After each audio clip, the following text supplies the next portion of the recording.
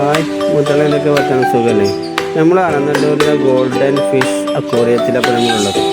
അവിടെ പലതരം വെറൈറ്റി ഫിഷുകളും പൂച്ച, കോഴി, താറാവ്, ലവ് ബേർഡ്സ് വേഗം പോകുന്നത് നമ്മൾ അനന്തപുരിൻ്റെ ഗോൾഡൻ ഫിഷ് അക്വേറിയത്തിലേക്ക് പോകുന്നത്.